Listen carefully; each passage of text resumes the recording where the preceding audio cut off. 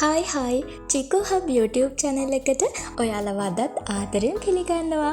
අද මම ඔයාලට අරන් ආවේ ටිකක් වෙනස් ප්‍රායෝගික මාතෘකාවක්.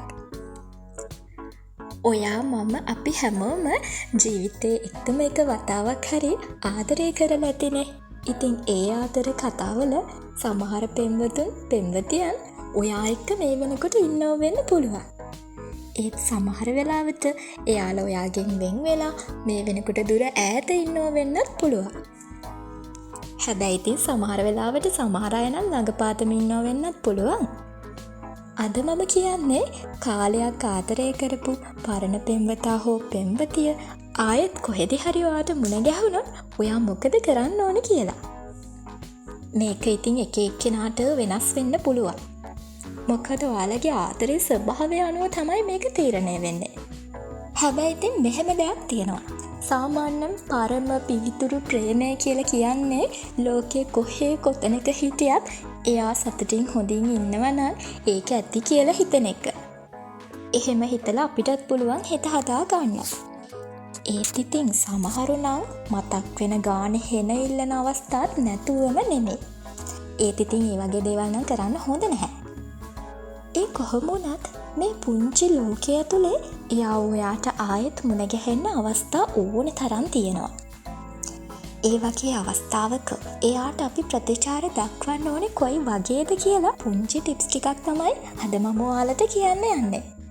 මොකද සමහරු ඉන්නවනේ හදිස්සි වෙලා වැඩ අනාගන්න කට්ටිය. ඒ වගේ අය මේක අහලා ඔයාලගේ ඔළුවට දාගන්න. දැන් මේ කියන්න යන්නේ ණයයි මුගටියයි වගේ වෙන් වෙච්ච දෙන්නෙක් ගැන. ඒ වගේම ඉතින් වටේම අයත් එක්ක අරයට බැනලා ආයෙත් පාරේදී හම්බුනහම මූණ බලන්න බැරි තත්ත්වයක් තියෙනවා නම් ඒ ගැන අපි ගොඩක් හිතන්න ඕනේ. මොකද එහෙම කෙනෙක් නම් කොහෙදි හරි හම්බුනොත් දැක්ක ගමන් කේන්ති යනවනේ. අන්න ඒ වගේ වෙලාවට හොඳම වැඩේ තමයි නොදැක්ක වගේ යන එක. ඒ වගේ වෙලාවක ඔයා හොඳට හිතන්න ඕනේ දෙයක් තමයි සම්බන්ධයක් ඉවර වෙන්න දෙපාර්ශ්වයම හේතු වෙන්න පුළුවන් කියන එක. අනිත් කෙනා විතරක්ම වැරදි කියලා අපිට ඒ වෙලාවට කියන්න බෑ. එහෙම වුණා හරි නොවුණා හරි අනිත් කෙනා ගැන වෛරයක් තියාගන්නේ නැති තරමට අපේ ඔළුවට පීඩනයක් නැහැ. ඒ වගේම දවසක් හරි ආදරය කරපු එයාට වෛර කරන්නේ නැතුව ඒ ගෙවිච්ච ලස්සන මතක අතරේ සුන්දර මතක සටහන් විතරක් ඔයාට ඔයාගේ හිතේ තියාගන්න පුළුවන් නම් ඒක ජීවිතේ ලස්සන කාල පරිච්ඡේදයක් කියලා ඔයාට හිත හදාගන්න පුළුවන්. හරි. දැන් ඔන්න ඒ විදිහ වෛරයක් තරහක් නැත්තම් පොඩි ප්‍රශ්නයක් නිසා වෙන් වුණා නම් අපිට යත් එක්ක කතා කරන්න පුළුවන් වාතාවරණයක් තියෙනවනේ. හැබැයි අපි මේ අවස්ථාව පාවිච්චි කරන්න නම් ඕනේ අනිත් කෙනාව රිදවන්න නම් නෙමෙයි. ඒ වගේම තමන්ගේ පම්පෝරිය කියන්නවත් එයා ඔයා ළඟ නැති වුණාට ඔයා සතුටින් ඉන්නවා වගේ දේවල් කියලා එයාව රිදවන්නවත් නම් නෙමෙයි. අඩු ගානේ පුංචි කාලයක් හරි ගෙවිච්ච ඒ ප්‍රේමය වෙනුවෙන් මනුස්සකම වෙනුවෙන් පොඩ්ඩක් hina වෙලා කතා කරන්න. මොකද ඒ ඉන්නේ හොඳට හරි නරකට හරි අපේ ජීවිතේ එක් කාර්තුවක් අපිත් එක්ක බෙදාගත්ත කෙනෙක්. අන්න ඒක අමතක කරන්න එපා.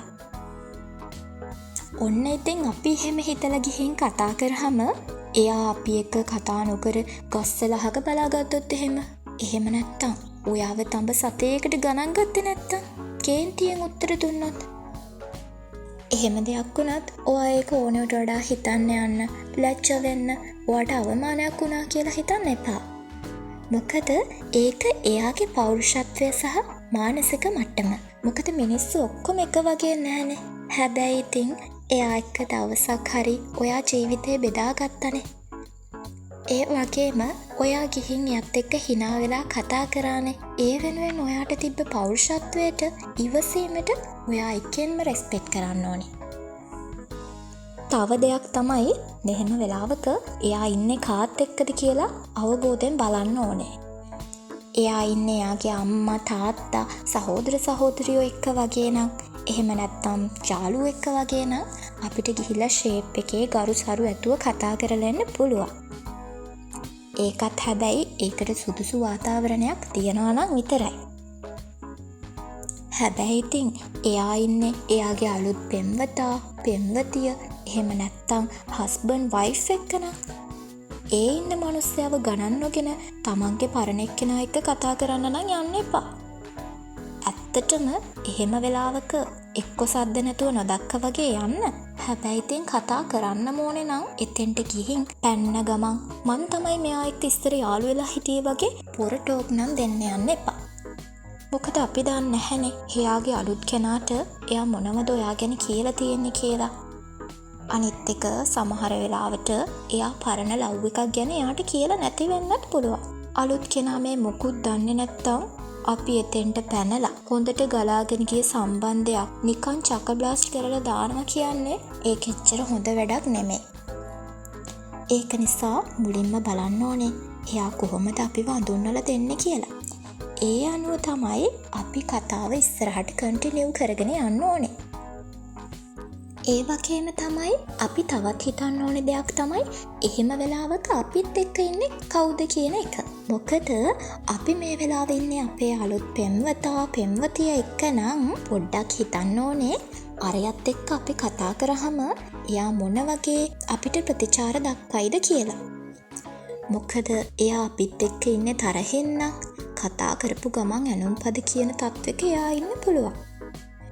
එහෙම වෙලාවක ඉතින් එයත් එක්ක කතා කරලා අනවශ්‍ය ප්‍රශ්න දාගන්නේ නැතුව ෂේප් එකේ මාරු වෙලා යන්නත් පුළුවන්. හැබැයි ඉතින් ඔයාගේ දැන් කෙනා දන්නවනම් එයා ගැන පොඩ්ඩක් කතා කරා කියලා ප්‍රශ්නයකුත් නැහැ. අනිත් කාරණාව තමයි මෙහෙම වෙලාවට ආගිය තොරතුරු නම් කතා කරන්න යන්න එපා. ඒ කියන්නේ ඉස්සර කඩවල් වලට ගිහින් කාපු බීපුවා, පාටි වලට ගිහින් නටපුවා, ඇවිදින්න ගියපුවා, ට්‍රිප් ගියපුවා, යාළුවොත් එක්ක එකතු වෙලා පිස්සු කෙලපුවා, බීලා වැඩි වුණ ඒවා. අන්න ඒ වගේ දේවල් නම් කියාගෙන යන්න හදන්න එපා. මොකද එහෙම වුණොත් එයාගේ අලුත් කෙනා හිතන්න පුළුවන් මේ මොන විකාරයක්ද කියලා. ඒ වගේම එයා ඒ පරණ කතා කියනවට අකමැති වෙන්නත් පුළුවන්. ඒක නිසා නිකන් වැඩ වැඩි කරගෙන ඇදගෙන නාන්න ඕනේ නෑනේ. ඒ වගේම තව සමහර අය ඉන්නවා මේ විදිහට හම්බෙන් පාරේදී හම්බුනහම අහනවා මොකද්ද ඔයා මාව දාලා යන්න මගේ තිබ්බ අඩුව කියලා. ඒක අහන්න යන්නත් එපා. මොකද දෙන්න මේ හම්බෙන් හම්බ වෙන අවස්ථාව කියන්නේ මේ ඒකට වෙලාව නෙමෙයි. අනිත් එක පරණ කුණු අවුස්සන්න යන්න එපා. කතා කරන්නම දෙයක් නැත්තම් ඊශ්‍රායෙල් පලස්තීන යුද්ධ ගැන හරි කතා කරන්න. ඊට පස්සේ දෙන්නගෙම හිතේ කහටක් නැත්තම් ආයෙත් මුණ ගැහෙන එකේ වරදක් නැහැ. හැබැයි ඉතින් සාමාන්‍ය යාළුවෙක් මුණ ගැහෙනවට වඩා මෙතෙන්දි පොඩ්ඩක් හිතන්න ඕනේ. මොකද මම එහෙම කියන්නේ සමහර සම්බන්ධතා තියෙනවා මේ විදිහට පස්සේ මුණ ගැහිලා ආයෙත් වතාවක් අපි දෙන්න එකතු වෙමු කියලා කට්ටිය කතා කරගන්න ඒවා. එකතු වෙන එක කෙසේ වෙතත් ආපහු හම්බ වෙන්න ඕනේ කියලා කියන ඒවා. මොකද ඔය දෙන්නටම ඉතිහාස කතාවක් තියෙනවා. එයාලගේ වර්තමාන ජීවිතයේ ඉන්න අයට මේක කොහොම බලපායිද කියලා අපි විශේෂයෙන්ම මෙතෙන්දි හිතන්න ඕනේ. ඒක නිසා ඔයා විවාහක කෙනෙක් නම් එහෙම නැත්තම් අලුත් ප්‍රේම සම්බන්ධතාවක ඉන්නවා නම් මේක ගොඩක් ඩේන්ජර්. අනිත් එක තමයි එහෙම ඔයා අලුත් ජීවිතයක් පටන්ගෙන තියෙනවා නම් අර විදිහට පරණ කෙනත් එක්ක ආපහු ආශ්‍රය කරන්න යන එක එච්චර සුදුසු නැහැ. හැබැයි ඉතින් ඔයා තනිකඩ කෙනෙක් නම් අවස්ථාව අනුව ආයෙ පටන් ගන්නත් පුළුවන්. හැබැයි මෙතෙන්දි හැඟීම් අනුව නෙමෙයි තීරණ ගන්න ඕනේ. බුද්ධියෙන් තමයි වැඩ කරන්න ඕනේ. තමන් හිතන්න ඕනේ දෙයක් තමයි දැන් එකපාරක් අපි ලව් කරලානේ මේ වෙන් වෙලා ඉන්නේ. එහෙම වෙන් වෙන්න තිබුණ හේතු මොනවද කියලා අපි පොඩ්ඩක් කල්පනා කරන්න ඕනේ. ඒ නොගැලපීම්, ඒ හේතු තවමත් ඒ විදිහටම තියනවද? එහෙම නැත්නම් ඉතින් කාලෙත් එක්ක ඒ දේවල් වෙනස් වෙලා තියෙන්නත් පුළුවන්. ඒ කොහොම වුණත් පරිස්සමෙන් තමයි මේ දේවල් කරන්න ඕනේ. දැන් ඉතින් මම මේ කියපු දේවල් ඔයාට හරියන්නත් පුළුවන්, එහෙම නැත්නම් ගැලපෙන්නේ නැති වෙන්නත් පුළුවන්. ඒක ඉතින් ඔයාගේ අත්දැකීම් වලට අනුව, ඔයාගේ ජීවිතේ දැන් තියෙන වාතාවරණයට අනුව ගලප ගන්න ඔයා දැනගන්න ඕනේ. ඉතින් මේක අහපු ඔයාලගේ ජීවිතය ආදරය කරලා ඊට පස්සේ ඔයාට ආපු අත්දැකීම් ඒ හැම දෙයක්ම අපේ කමෙන්ට් සෙක්ෂන් එකේ චුට්ටක් කියාගෙන යන්න. මොකද එතකොට අපිට පුළුවන් ඔයාලගේ ඕපදූපත් චුට්ටක් කියවලා බලන්න.